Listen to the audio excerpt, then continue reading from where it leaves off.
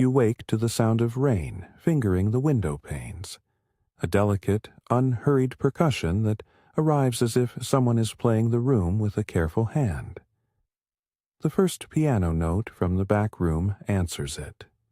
Low, deliberate, as if the instrument itself is stretching and remembering morning.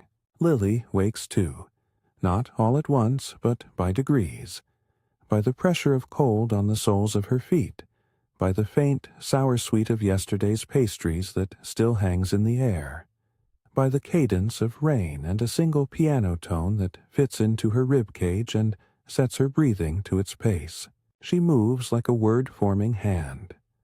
Her slippers find the floorboards by muscle memory, and she allows the sound of her own small movements to enter the world.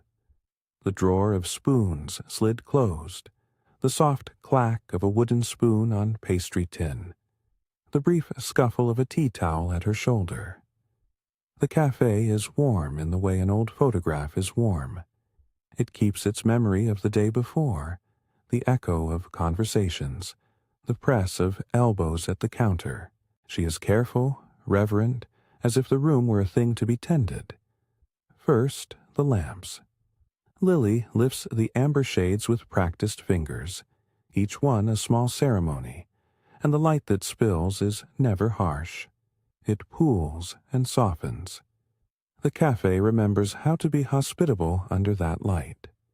The oil-laced gleam across the counter, the gloss on the pressed wood tables, the halo around cigarette smoke from the previous evening that lingers like a memory.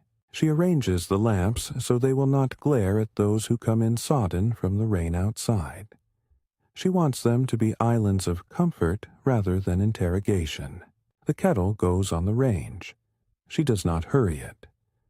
The first sound she listens for is not the whistle, but the slow, patient voice of steam as it gathers at the spout, then loosens. The kettle sings in an arc that matches the piano's opening chord.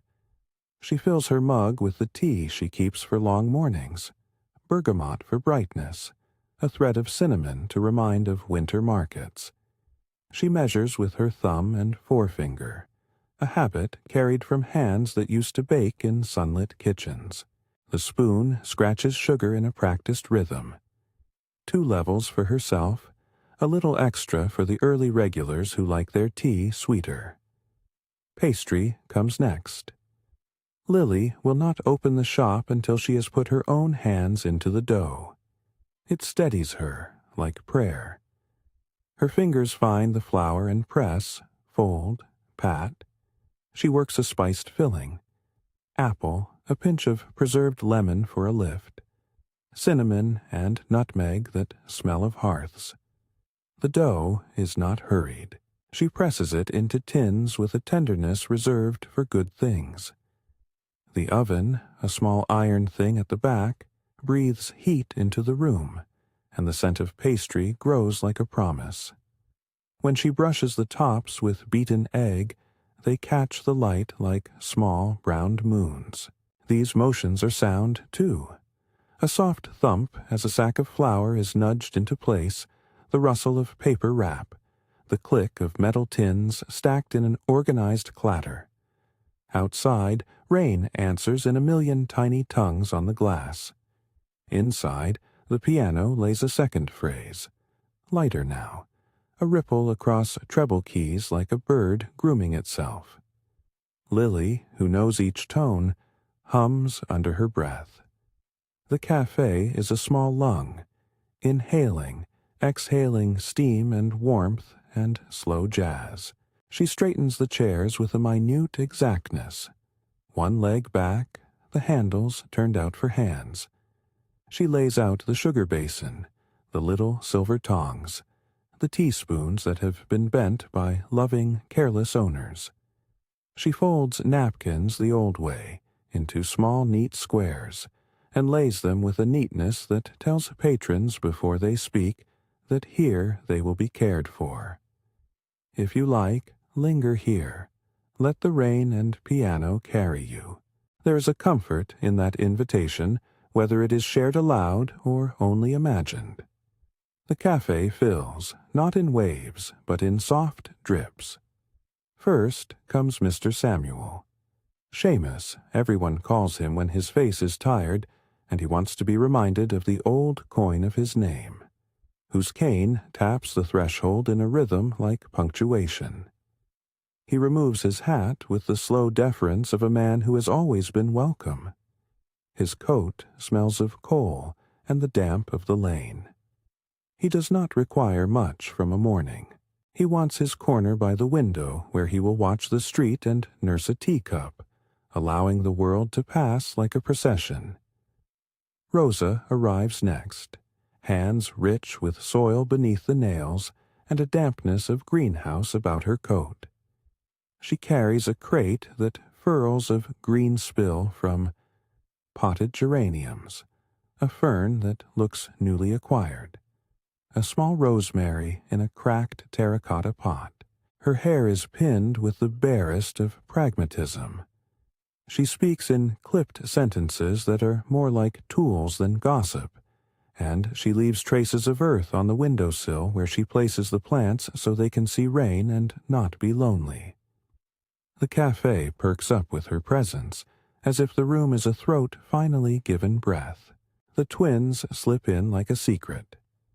Mara and Joss, no older than 10, have pockets heavy with folded paper and sugar glass ornaments, their cheeks bright from running. They have a rhythm of mischief and reverence. One looks to Lily as both teacher and conspirator, the other is already busy rearranging the sugar basin as if to test the will of the world. They bring with them small, sticky parcels wrapped in waxed paper. Inside are glassy, translucent shimmers cut and shaped to catch the light. Little rain windows that tinkle when a set of keys is swung. They tuck a couple on the counter for credit and grin when Lily pretends not to notice. The pianist arrives not as a person, but as a slow pressure of presence. A man with a scarf and a very old, gentle sadness in the way he holds his shoulders. He prefers the back room where the upright sits, a piece of furniture that passes for family more than instrument. He sets his coat on a peg, hums into the keys the way a bird hums to itself before flight, and the piano yields to him in memory. A phrase here, a brushing arpeggio there, a pause that goes long enough for the rain to remind them of its own rhythm. His music is the thread that ties otherwise disparate sounds together. The kettle's call, the rasp of chairs, the whisper of napkins. The regulars are not dramatic people. They arrive with habits that are small and telling. Mrs. Kettlecombe, the woman who always sits by the register, varies her own wool scarf like a shield, and will bring with her a portion of yesterday's knitting, left with the hope someone will correct a stitch or two. A young man who writes letters for small shopkeepers sits with mud on his boots and an elbow propped on the sill. A seamstress appears at the back with a basket of mending, a shirt collar, a child's coat with button missing, a few good needles threaded already. They give chapters of their day away in fragments. The post will not stop for rain. The greenhouse glass held last night. Saw a child with a hat too big. And each fragment is a stone laid in the building of their community. Lily knows their orders before they ask. She sets out a pot of tea for Mr. Samuel and a plate with a scone cut in half for the twins. Rosa's rosemary is tucked into a saucer with a splash of water at its root. She will later prune and whisper a scolding to a fern as if it were a child. The pianist takes up a teacup by the piano and pours without looking, trusting the familiar angle. Conversations are measured. They occur in the space between notes. People talk in fragments that are stitched together by the piano's sureness. It is, in its way, a spoken prayer to ordinary living. Mid-morning arrives. The oven hums like a settled animal. Lily brings out more pastry, warm squares of apple and cinnamon that steam when cut, a tray of treacle tarts with crimped edges and a sheen that catches lamplight. She trims the corners of pastry with a small knife and sets them in neat rows, each one a small, identical promise. The twins show a particular fondness for the treacle. They touch the edges with forefingers and leave flower marks that are comet tails of their passing. There is a rhythm to the room that the rain fits into cleanly. It provides punctuation, a soft emphasis to the piano's agents. When the rain slows, the pianist plays a held chord and the room sighs. When it picks up, he answers with staccato rims that make the kettle jump. The café is a place where weather becomes music, and the music becomes weather. Outside, carriages slip by, their wheels making broad, wet tracks. A horse shakes its mane, and the sound filters through the glass like a distant percussion. Some mornings are full of news, others of silence. Today is a morning of small details. Mr. Samuel tells, in fragments between sips, about a rain-sodden hat he refused to part with at a fair many years ago. Rosa mentions a stray cat she is trying to coax into shelter. The seamstress lifts a trouser leg in a way that allows her to explain a stitch that will not hold. The twins trade stories with a confidence that only the very young possess. The sort of tall tales that are weatherproof and impossible to disprove.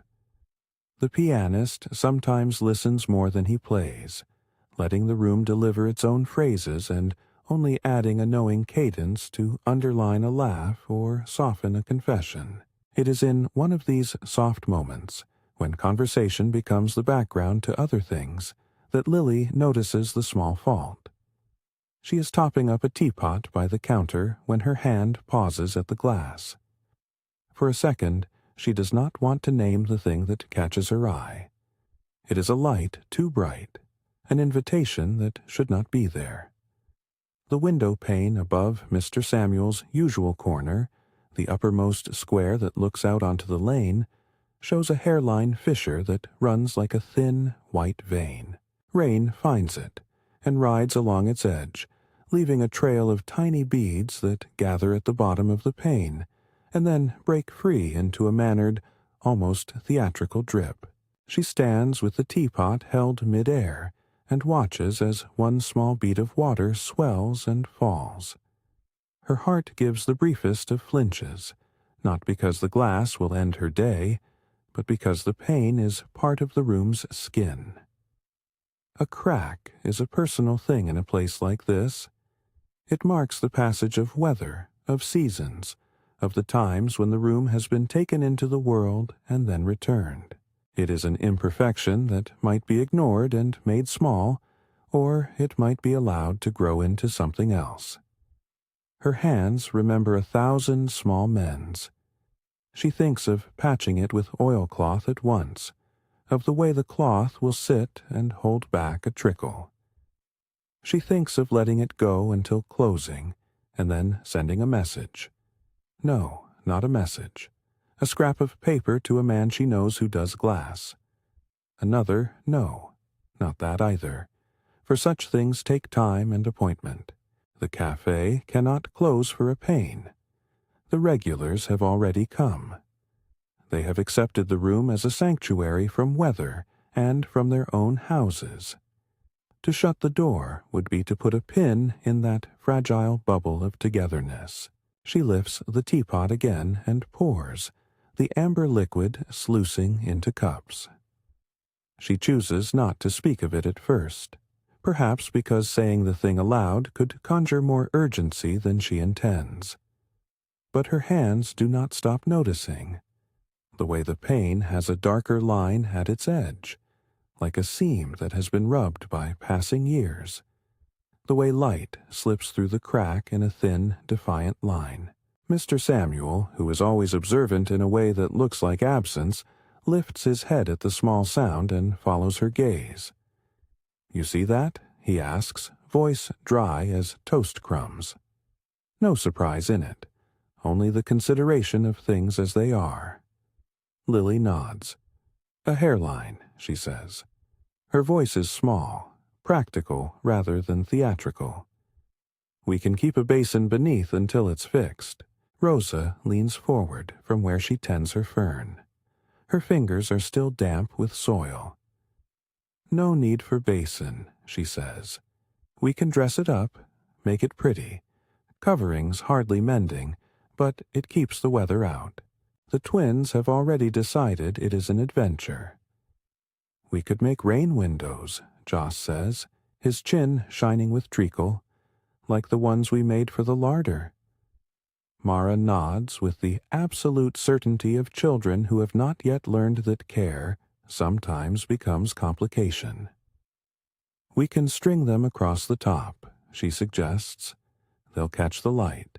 The pianist pauses, lifting a hand from the keys as if to match his rhythm to the new conversation. He plays a single high note that makes fingertips on glass. The room holds its breath in the space that follows the note. Lily thinks of all the ways to say no. She has a caution that is native to running a small shop. Budgets thin as a thread. People to consider. Things to fix at the right moment. But the sight of those tiny beads of rain and the way Mr. Samuel's eyes look to her for the route forward shifts the argument.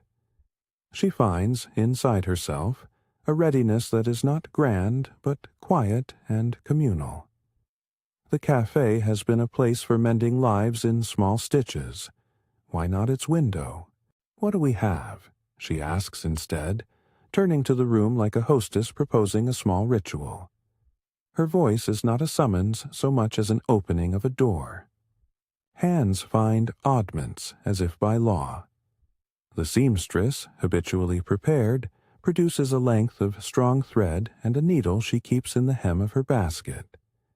She has a leather strip the color of good tea that might, rubbed and oiled, serve as a brace against the pane's edge. Mr. Samuel roots in his coat pocket and pulls out a small brass button whose shank is elegant and serviceable. He offers it as if any object with history has a role to play. Rosa eyes the paper lanterns she has tucked in the crate and imagines them hung like guardians across the top of the window. The twins rummage in their pockets for something glassy to hang. Their sugar windows, warmed in their palms, catch the light and tinkle when they meet. There is, in these moments, a small alchemy. Items that once seemed ordinary take on a new dignity. A strip of leather becomes a brace. Needles become instruments of ceremonial repair. Sugar glass ornaments become tiny talismans designed to distract the eye from the crack while also catching what little sunlight pushes through the rain. The pianist, without being asked, plays something measured and low that gives the room a soft backbone. An arpeggio that moves like hands arranging lace. Lily moves to the window with a kind of patient attention that people reserve for sacred objects. She holds the leather between two fingers and, with a practiced twist of a small tool, an implement the seamstress lends as if it were tacitly expected, tests the fit. The leather will not mend the glass. It will not make the crack disappear. But if they can secure a small strip along the frame and suspend a string of ornaments from it, they may turn the blemish into an invited imperfection, an accent rather than a fault. They set to work in the way villagers set to a common task. Not hurried, but focused. The seamstress chooses thread and begins to stitch a small loop into the leather to take a string. Her fingers move in an old rhythm, knotting where she knows strength is needed. The twins cut slivers of thread with a small pair of scissors that has been offered by Mr. Samuel. The pianist hums the while, matching his breath to the stitch. Rosa, with the soft hands of someone who knows how to coax life from soil, ties tiny sprigs of rosemary to each string, their scent joining the ever-present tea and pastry in the room, so that each little ornament will also hold the smell of home. Conversation slides along these actions. Stories are told not in long arcs but in fragments that press themselves into the work. The seamstress says, "My mother used to tie herbs to the window in the autumn, kept the chill out." Mr. Samuel contributes, "When I was young we used tin and lace." The twins, proudly experienced in small craft, instruct with the solemnity that suggests their own craft teacher. Don't let the sugar touch the thread, or it'll stick when it dries. There is laughter, a little private laugh that is not loud enough to disturb rain. It is the sound of people who have chosen smallness as their celebration. The pianist lifts his hands, and the keys answer in a phrase that is both a commentary and a caress. The rhythm of their labors becomes a secret hymn to the ordinary. Lily's hands never stop moving. She holds a small strip of clear, oiled fabric, something the seamstress always carries as a precaution, and tacks it to the inside of the frame with a pin.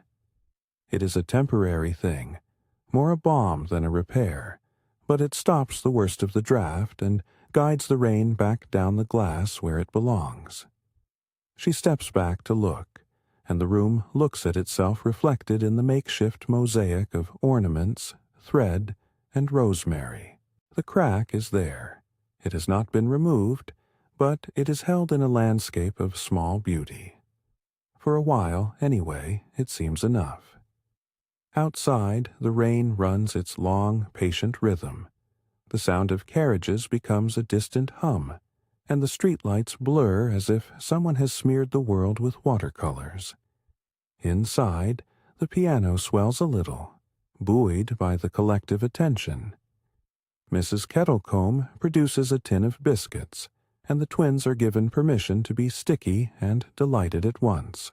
Mr. Samuel takes a sip of his tea, and, with a small, proud inclination to Lily, murmurs, "Well done." The seamstress tightens a knot, and wipes her hands on the hem of her apron with the satisfied sigh of someone who has balanced aesthetics with function.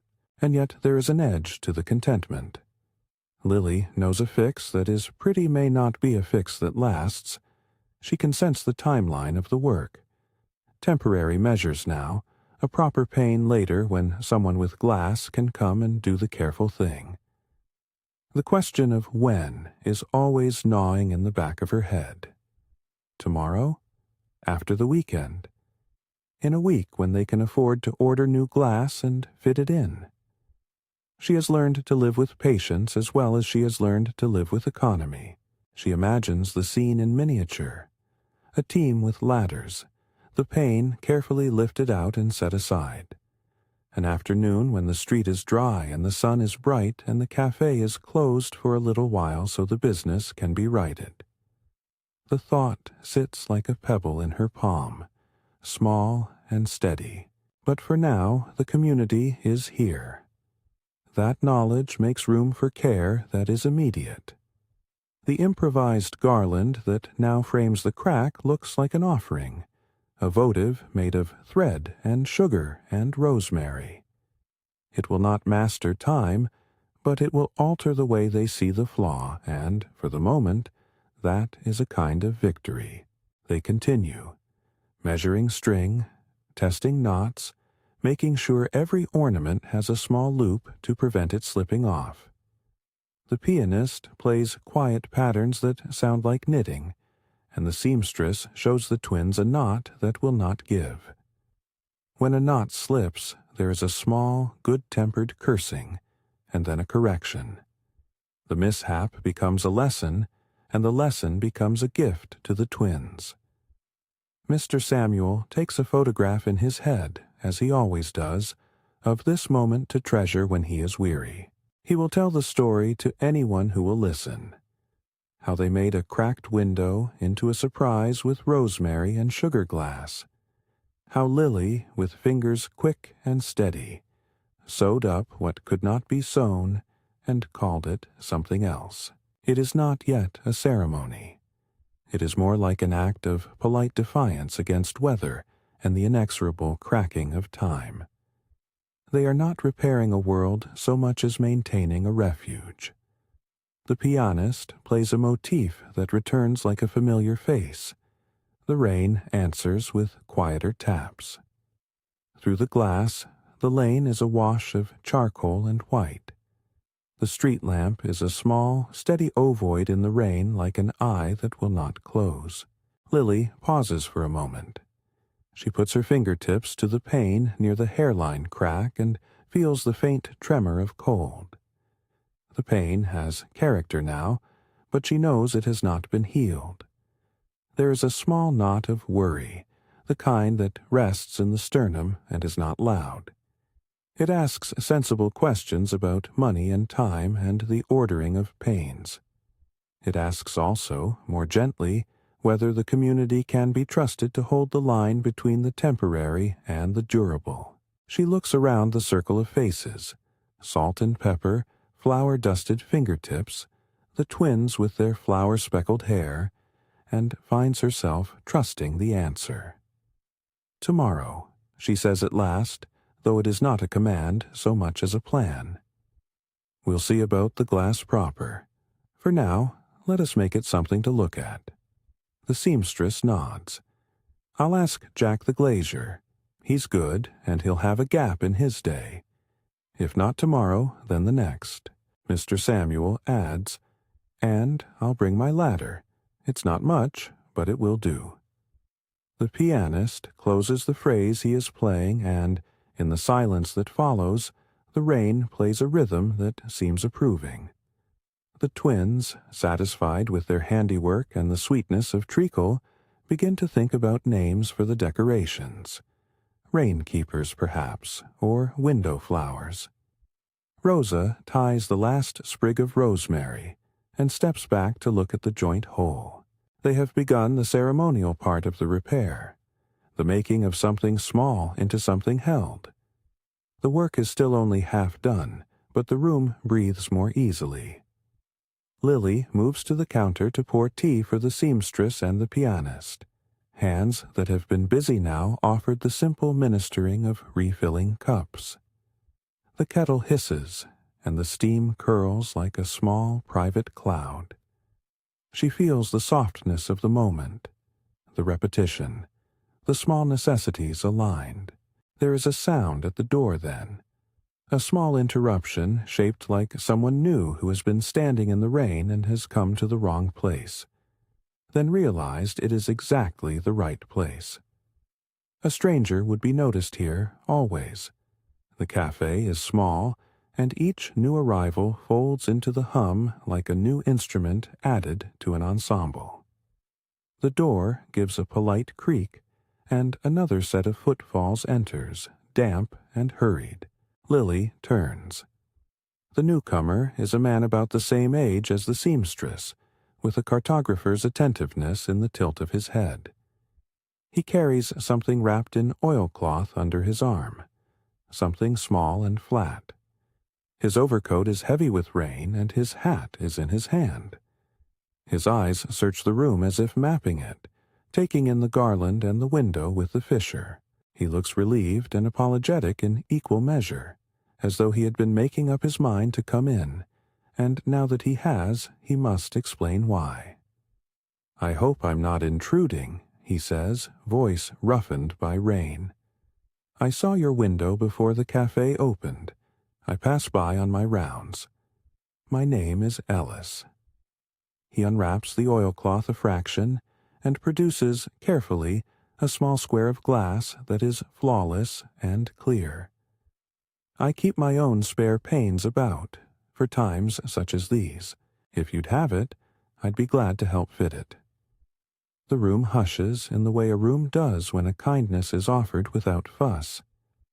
Mr. Samuel's cane lowers a fraction. The twins press together as if two conspirators sharing a secret. The seamstress eyes the glass, nods slowly. Lily feels a warmth that runs beneath French doors and stoves, a warmth that is not merely personal but communal, a recognition that small industries of goodwill are the cement of their days. She steps forward, feeling the weight of decision no heavier than her hand on the oilcloth. "Thank you," she says to Ellis, and the phrase is bigger than its words. It is a promise that she will not forget. They decide together, without much ceremony, to fit the new pane in the morning. Ellis is modest in his confidence. He will arrive early with a ladder and the tools. The seamstress bids him a nod, and produces, with an almost apologetic humility, a tin of mending putties and a small clamp. Mr. Samuel declares that he will bring his ladder, although in the telling he stumbles over how he will cast his old shoulder about it. The twins volunteer to hold the ladder's bottom, as if a smallness devoted to a job can make it safer. The choice to delay the full repair is practical and also ceremonial. It allows the café to carry on, to preserve its intimacy, and to turn the act of mending into something that everyone can attend to. Lily feels the relief of that decision in her chest. Even so, a small worry remains, a pebble of concern that insists on being acknowledged. Rain is patient and can take its toll, and glass, once wounded, is given to further complaints. The pianist takes a chair near the window, one leg folded under him, and resumes a soft line that fits the moment like a shawl. People begin to speak in the low register that is used for planning rather than gossip. Ellis sinks into a cup of tea that Lily pours for him with the steadiness of hands who pour for the world. The twins, now deputized, begin to arrange their ornaments along the strip of leather that lies ready. Little knots are made. Rosemary is tied. Each sugar-glass pendant is threaded with an attention that is, for them, a serious art. Outside, the rain continues. It does not cease because they decide to care. Instead, it becomes a witness, the steady applause to such small human interventions. The café continues to breathe. Someone scrapes a chair, a spoon clinks on saucer, a napkin is folded and refolded. Each sound is part of the architecture of the day, and yet the presence of the new pane in Ellis's hand keeps opening new rooms in Lily's mind. She imagines the morning when they will lift the bad glass out and set the new thing in its place. The sound of a plane of newness being hoisted back into the frame. The tiny ceremony of sealant and set and cloth wiped clean. She imagines, too, the quiet satisfaction of putting a proper fix in place. An act that is both practical and tidy. For now, though, it is preparation. They arrange tools on a tea towel as if laying out instruments for a delicate task. Clamps, putty, a small square of oiled cloth, the latter with a knot on one rung where Mr. Samuel insists it will grip his hands. The seamstress takes an inventory that reads like a shopping list of virtues. Patience, steadiness, small cunning, someone who can keep cool while the rain hits the eaves. The twins are given the honor of making sure the sugar glass does not chip in the handling. They accept it gravely. Lily moves between them like a harbor master, organizing boats. She makes a list in her head, in the soft shorthand of women who run places. Call Jack the glazier. Tell Ellis when to come. Check the weather in the morning. She does not speak the last one aloud. There are things that remain private. The room, having been busy and then collaborative, takes on a new layer of soft exhilaration. Repair is a small kind of joy. They decide to mark the moment later in the day with a modest celebration. Perhaps a slice of cake. Perhaps the pianist will play a longer piece, one that everyone knows and everyone hums.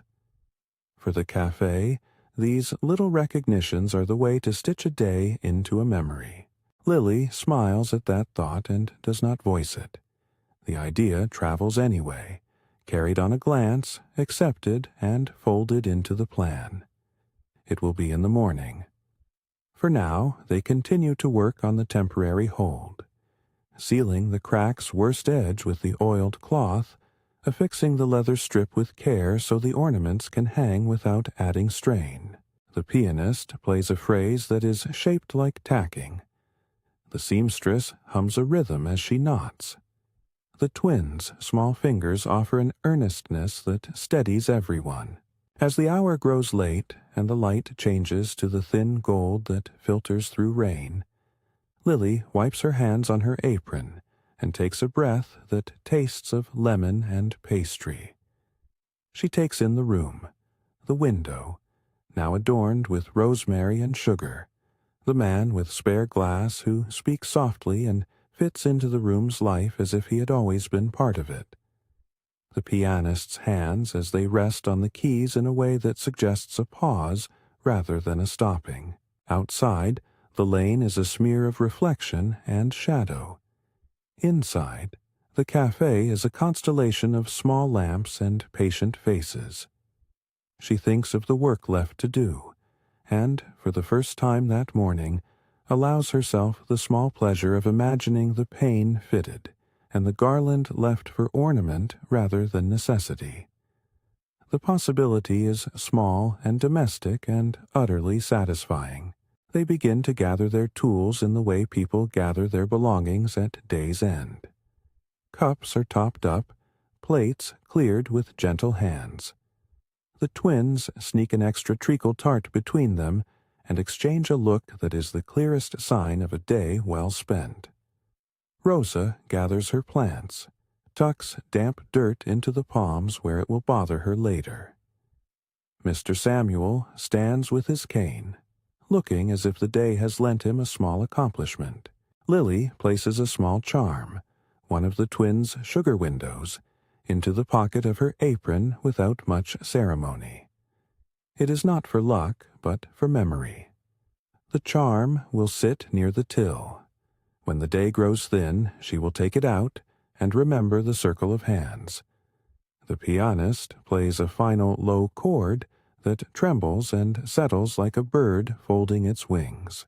Outside, the rain does not stop.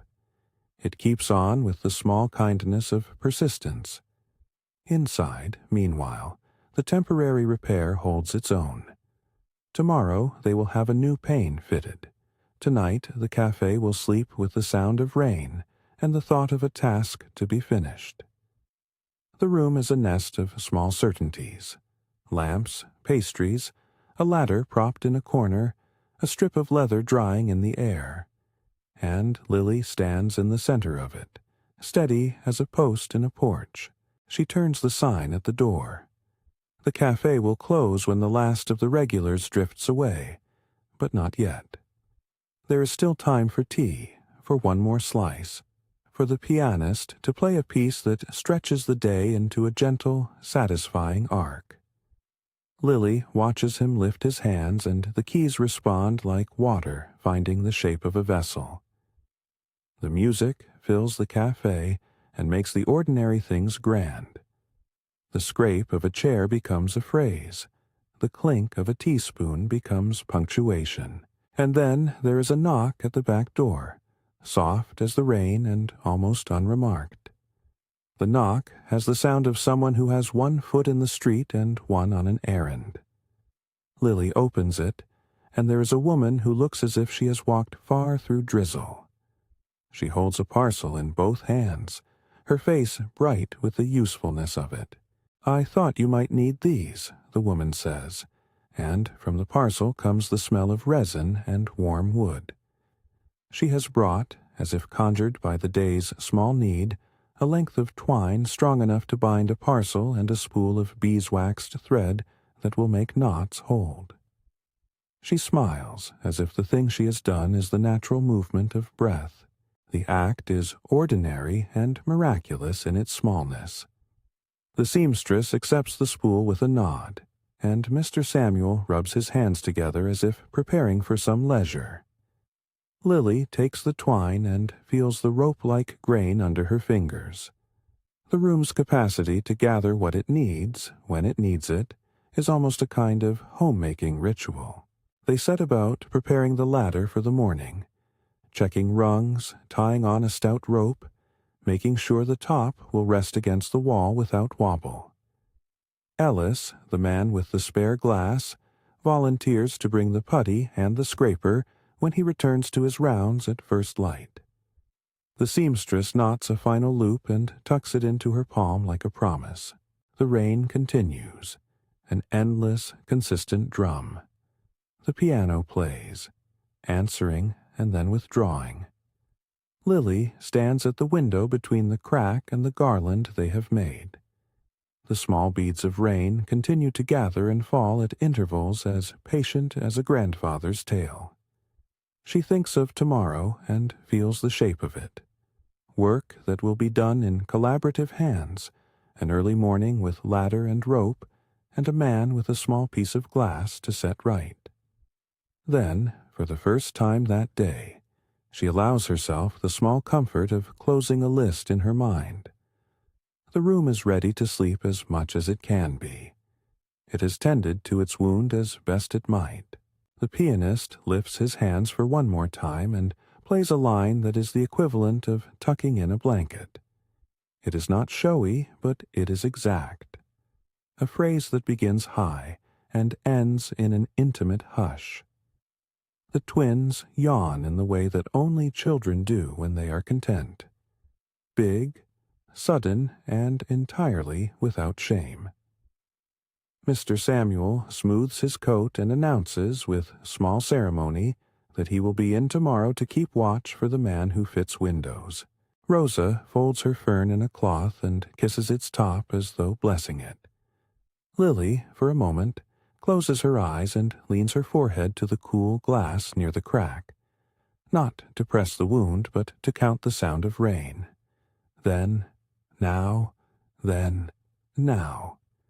She tastes the faint tang of pastry and lemon, and thinks how such ordinary flavors can become the ledger of a life. There is safety here, she reflects, not because anything is invincible, but because so many pairs of hands are willing to hold things together. They clear the last cups and draw the shade at the back. The steady instruments of the café, the clock, the kettle, the piano, return to their patient rhythms. Outside, the streetlight bends under the rain. Inside, the ornaments tinkle faintly in a draught that is not unwelcome. The crack will be replaced. The garnishing of rosemary and sugar glass will remain as a story to tell. The café will be ready in the morning for a small parade of ladders and steady hands. For now, the day is softening into evening, and there is an expectant hush. The small problem has found its small solution for this night. They have chosen to make a ceremony out of necessity, stitching together the fragile that it might be beautiful as well as functional. Lily straightens a chair and takes one last look around the room. She pins a tiny sugar glass charm onto her apron, a reminder of how things are kept when they are loved. The pianist plays one final chord that feels like a benediction. The rain taps on the glass, gentle as a heartbeat, and the café settles into the kind of silence that is not empty, but full of the gathered smallness of the day. They will meet in the morning, she thinks. They will lift the pane carefully and set the new one into place. For tonight, the crack is cradled in rosemary and thread. Tomorrow it will be made right. She turns the sign and moves toward the door, leaving the lights low and the piano humming in memory. As she closes, the sound of rain on the windows follows her out into the lane, a steady company that promises continuity rather than interruption. The soft piano fades into the next room like someone stepping away from a conversation, leaving its warmth behind. The café holds its breath. And in that hush the night loosens its fingers from the lane. Dawn presses a pale, wet light into the glass, and the rain, courteous as ever, thins into a persistent whisper. Lily leaves the sign turned inward and opens the door a fraction to let the morning find its way in on a thin draft. The bell gives the kind of small, familiar jangle that says, "This place is ready for the day's business," and the street answers with a soft, steady hush. She moves without hurry. There is in that early hour a kind of reverence, an attentiveness to what must be prepared before tools are shifted and ladders raised. The kettle comes to a gentle boil, steam rising as if to consider the plan with her. She lights 2 small oil lamps by the counter, and the amber light warms the surfaces in consideration, making the wood's grain breathe. The piano in the back room will wait a phrase before it begins. The pianist prefers to arrive to the smell of coffee, and to find the room steady under his hands rather than to startle it awake. Ellis is the first of the helpers to appear in full intention. He stands beneath the awning, hat in one damp hand, ladder doubled and balanced on his shoulder like a rhythm instrument. He moves with a cartographical certainty, feet finding their marks on the pavement as if tracing routes he has already drawn in his head. Behind him, Jack the glazier appears with a van that smells of resin and the peat tang of an early morning hearth. He is efficient and modest, a man whose fingers have the memory of glass and putty. He nods to Lily and places his bundle. Tools wrapped in canvas, a small pot of ready putty, a palette knife with the wornness of a trusted blade on the mat. The seamstress arrives with a thermos of tea, and the twins with pockets full of the sugar glass ornaments, their cheeks flushed with expectation. Mr. Samuel hobbles in, ladder across his shoulder, his cane thumping a steady accompaniment, as if he insists on rehearsing his part in the day's measure. Rosa brings a small dish of water and a sprig shears tucked in her apron pocket, and she tucks a sprig of rosemary into the seamstress's hand as a good luck token. They all look at Lily as if awaiting instruction, though no command is necessary. The plan states itself in small motions. Ladder leaned against the wall, a cloth laid on the sill inside to catch dust and splinters. The kettle set to a narrower boil so steam does not interfere with the glazier's putty. Lily moves with a quiet authority. There is a cadence to her gestures, each one practiced enough to be efficient and gentle enough to be tender. She pours a cup for Jack and Ellis, their palms warming around enamel mugs, and offers a slice of the first served treacle. For a moment, before the work begins proper, the pianist takes up the room's mood and threads a line that sounds like a finger tracing the edge of glass. It is a patient, luminous phrase, simple and steady, that folds itself around the bustle of tool opening and the small chatter of the group. The sound gives them space to breathe, to arrange, to ready their hands. Jack sets out his materials with an economy of motion. The putty is soft and pliant under a wooden paddle, the color of cream and beeswax. He rolls it between his palms until it becomes malleable and warm. When he draws a small portion across the blade, the scent of linseed and pine breathes into the air, the smell of fixity and old houses. He shows Jack. No one corrects him, for these names have settled in their mouths, and then extends a gloved hand toward the frame with a practiced reverence. "We'll take out the old putty gently," he says without meaning to make an instruction of it. "No hurry. We let the glass find its own leave." Ellis, with ladder ready and rope coiled, takes his place outside. Mr. Samuel steadies the ladder's base with the solemnity of someone appointed to keep the earth from running away.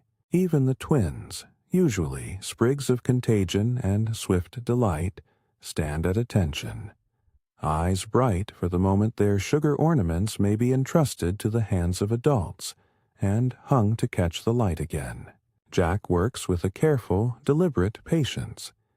He scores the old putty with a little chisel, tapping with a light mallet. The sound is precise and reassuring, a small percussion that joins the rain's steady rhythm. Glass gives a small reluctant sound as the old seals loosen. Flakes of putty fall into the cloth arranged below like the shedding of a season. Lily watches, hands clasped, the rhythm of her breath matching the soft cadence of the tools. She notices, in the manner she notices everything that is small. The way Jack's sleeve has a fray at the cuff. The faint smudge of coal in Ellis's fingernails. The twins' uncut nails still tacky from treacle. They lift out the cracked pane and set it aside on a cloth. It is a delicate, careful work. Not because danger lurks in the glass, but because haste could make a mess of lives small and curatorial. The old piece is thin, and the hairline fracture is visible now in sharper detail, like a pale river running through the glass.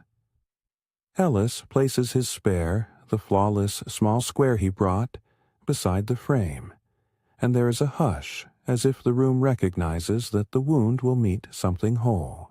The new glass is set into place with 2 pairs of steady hands, Jack inside, Ellis outside, and a particular choreography unfolds. The latter is braced. Mr. Samuel keeps a hand at the base. The twins, given an enchanted responsibility, hand up the tools that Jack calls for. The seamstress holds the cloth in the inside so the pane rests upon a soft bed rather than the hard wood. When the pane seats into the frame with a slight, satisfying click, a soft shared exhalation moves around the group as if, together, they have stitched a small seam into the world. Jack applies the putty, pressing it into the frame with the blade until it knits the glass and the wood into one. He smooths the margin with a small, oiled finger, and the putty takes a satiny sheen, pale as warm cream. Lily watches the motion and thinks of pastry edges being crimped. The analogy is not fanciful. Both require a careful hand to convince a surface to stay as it should. Mr. Samuel peers at the edge for a while, his face settling into the kind of satisfaction that belongs to men who have been given a task and completed it in company. There is a small snag when a sliver of old putty sticks to the new pane.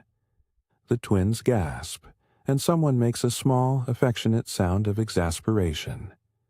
These things occur in small workshops, and Jack, with a patient smile, gently wipes it away, smearing the ever-softening margin until it is even. The pianist, listening, begins a phrase that is the musical equivalent of smoothing, an arpeggio that runs like the hand of a seamstress across cloth. The rain at the window plays a careful accompaniment, more attentive than it had been the day before, as though rooting for their success. With the new glass set and sealed, the latter's work is not yet done. The garland they fashioned the previous day must be reassessed for permanence. Lily's temporary leather strip, tacked with thread and ingenuity, will need reinforcement. The decorative weight of rosemary and sugar must be secured, so it will not stress the frame.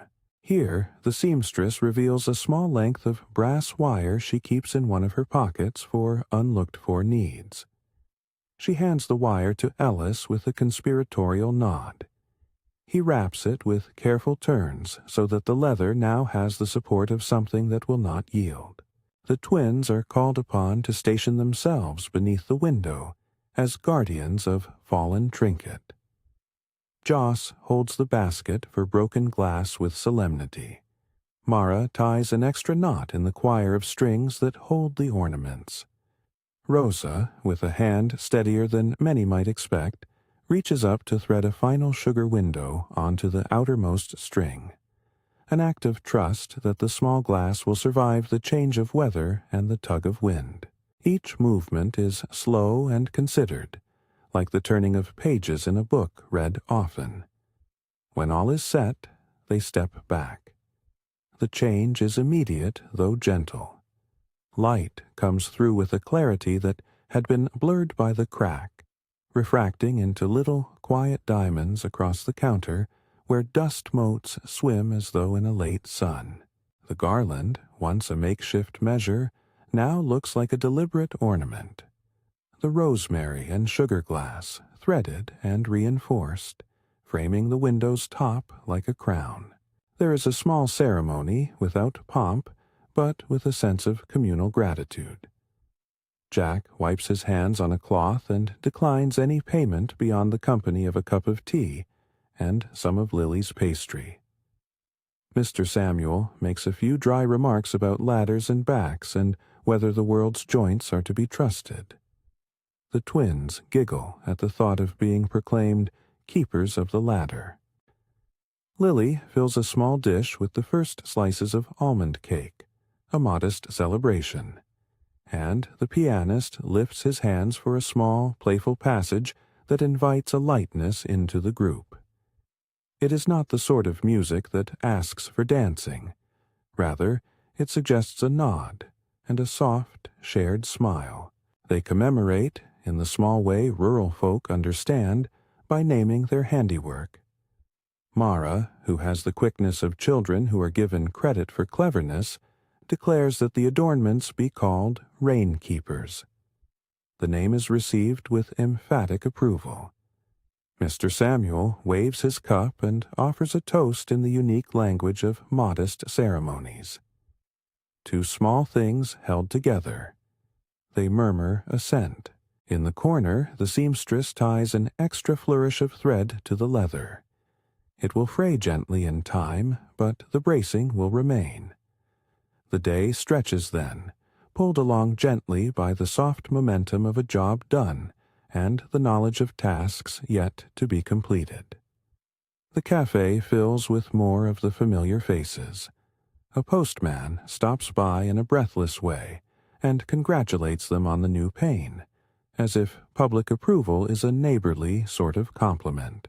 People notice small things, the clarity of light, the rosemary's scent.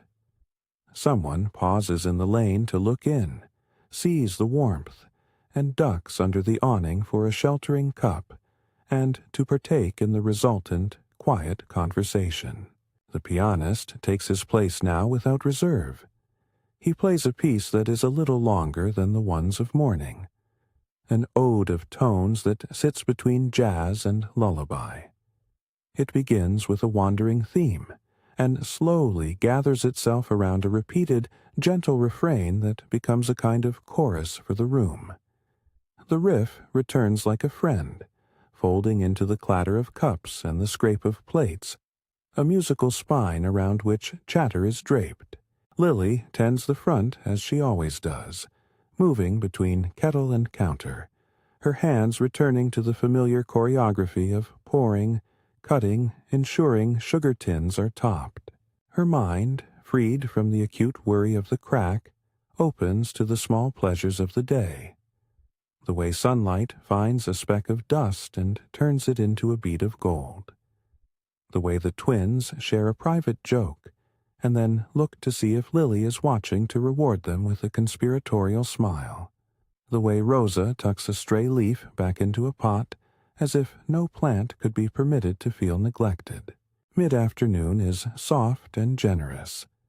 The rain abates to a spitting skip, and the sky lightens as if apologizing for earlier solemnities. Customers drift in with stories worthy and not, each fragment becoming part of the cafe's living wall of recall. A woman who sells buttons reports that business has been slow. A man with a satchel of parcels offers a joke about puddles that lightens the seamstress's mouth into a laugh. They trade in these small economies of attention, a listening ear for a story, a slice of cake for a shared smile. At one point, a child no older than the twins presses their nose to the glass, marveling at the clarity and the way the ornaments catch the light. Lily kneels and offers a biscuit.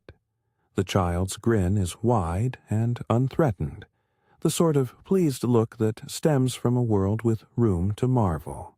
The pianist shifts his theme to something that mirrors the child's delight. A sprightly, twinkling phrase. The sound seems to scatter like crumbs of gold across the counter. Late afternoon settles with the particular softness of a day that has been both labor and leisure. Light falls through the new pane in a steady, honest stream. The garland catches it and throws back small, delicious, refracted shapes. People linger, reluctant to return to errands, and the conversation takes on a reflective tone. Tales of small mischiefs, of quiet victories, of old friends. Mr. Samuel recounts, briefly and with a kind of measured fondness, an incident from his youth when he and a friend mended a roof with little more than optimism and a spool of thread. The seamstress, amused, offers that optimism is a tool that lasts longer than tin sometimes. Evening approaches as a soft dimming, not abrupt but deliberate. Lily begins the rituals of closing with a careful attention to detail. She clears plates, stacks chairs, folds linens, and wipes counters with the rhythmic motion of someone who has held a place steady all day. The twins help, small hands working earnestly on tasks given with trust and responsibility. They lay out napkins in tidy stacks as if placing medals. The pianist plays the kind of closing phrase that feels like arranging a warm bed. A descending line that settles gently on the last low note. They decide, as a final communal act, to leave the rain keepers where they hang, and not to take them down for fear of disturbing the frame. Lily ties an extra knot, and the seamstress tucks rosemary into small nooks, perfuming the wood with the scent of the garden. There is an almost sacred satisfaction in leaving the ornament as both statement and souvenir, a reminder that a flaw can be honored into beauty. Before the last of the lamps are doused, they hold a small concluding sharing.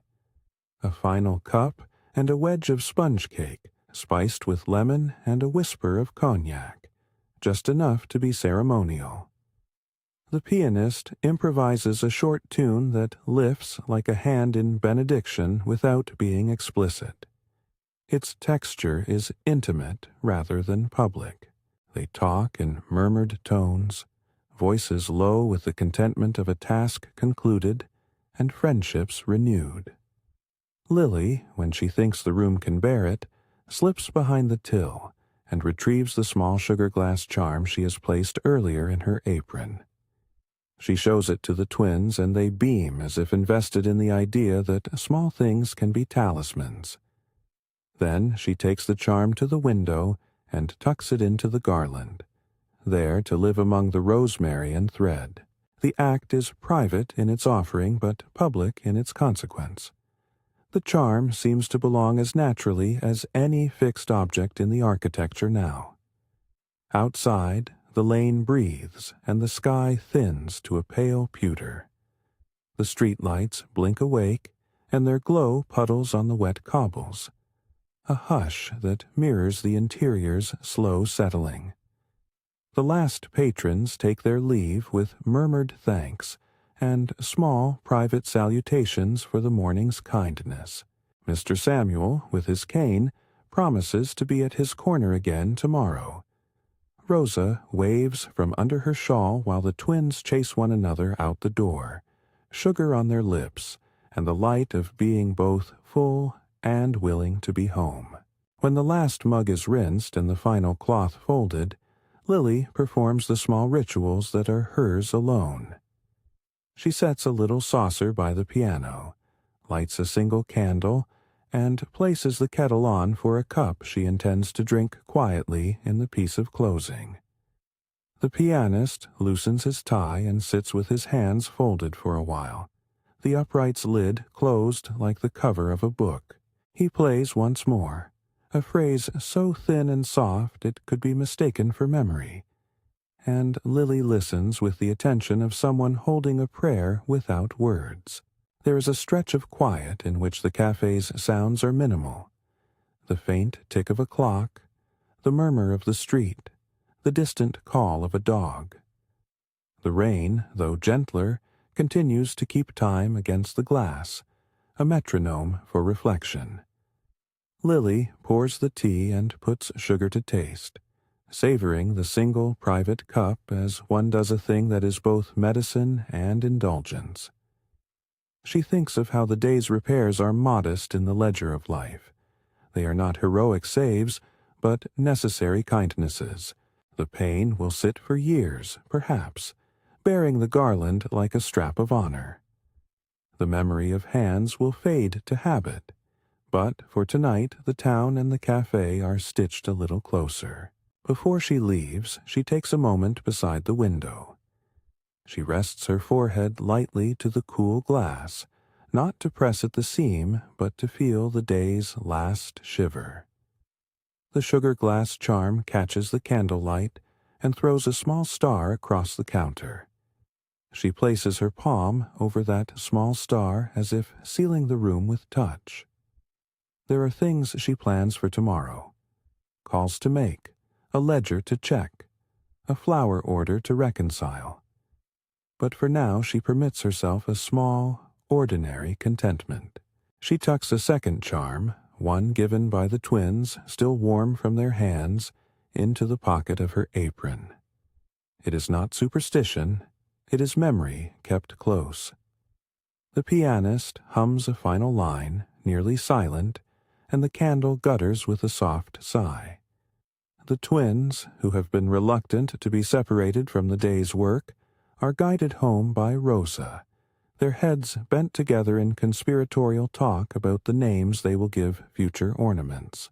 Lily turns the sign to closed for the night and locks the door with a key that is not new, but keeps its teeth in a faithful row. Outside, the lane glows with wet reflections, and the lamp posts stand like patient sentinels. She passes the window on her way out and, pausing, takes one last look at the garland and the new glass. Two small things that speak to a community's care. As she steps into the lane, the rain resumes its gentle, omnipresent patter. It is not a force, but a companion that will keep them company until morning. Lily walks home with the compact certainty that tomorrow will be another day for the small business of holding life together. Cups to be filled, bread to be baked, people to be met with steadiness. She will return to the piano's tunes and the kettle's slow chorus. The pane will stand clear against the weather, and the garland will tinkle its private music. At home, before retiring, she performs the last of her personal rituals. She hangs the day's apron over a chair, sets beside her bed the sugar glass charm in a small dish, and fills a little teapot for one last brew. Plain and hot enough to be honest. She does not dwell on what might yet fray or wear. She keeps company with the memory of hands that do not leave things to chance. The charm sits near her bedside lamp, a small reminder of the morning's repair and the many acts that day have stitched into the fabric of their town. A soft, final thought goes through her as she snuffs the lamp and draws the curtains against a street that still whispers with rain. There is comfort in ordinary tasks carried out with others. It is not grand, but it is entire. The sound of the rain on the windows and the echo of the piano's soft phrases remain with her as she slips into sleep, as steady and gentle as breath. Stay with the sound as long as you need. Let the rain on the windows and the soft piano keep you company a little longer, and when you are ready, step back into your day.